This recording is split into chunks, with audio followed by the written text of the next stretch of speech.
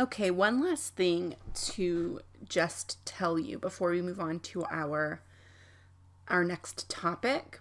And that's just to tell you that sometimes you can get this mass spectra data in more than one form.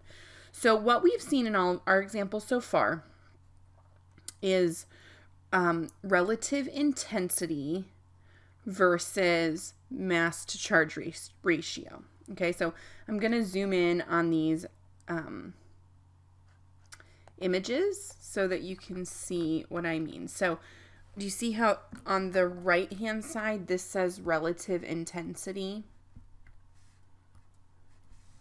versus mass to charge?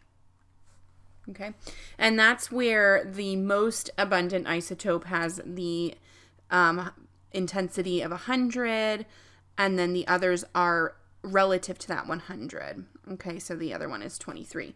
And so the calculation is the one you've been doing on all the previous examples, where you find the percent abundance and then calculate the average atomic mass, which is 10.28. Okay, but you can also be given percent relative abundance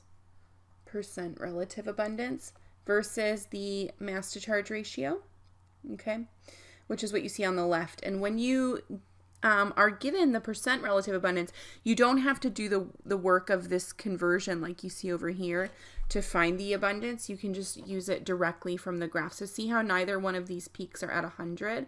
They're just giving you the percent abundance in that sample, and you can just do your calculation from there. So I just took the numbers directly from here, 19.9 times 10 plus 80.1 times 11, and then I divided it by 100 since I didn't convert those percentages to decimals, and you get the same result, the same average atomic mass, 10.8, either way. So I just wanted to, before you move on, just let you know that you can see the data presented in both ways. You just have to read carefully what you're given. And if you see this spike at 100, then you know which one you have, obviously, for sure. So just keep that in mind as you're solving problems going forward.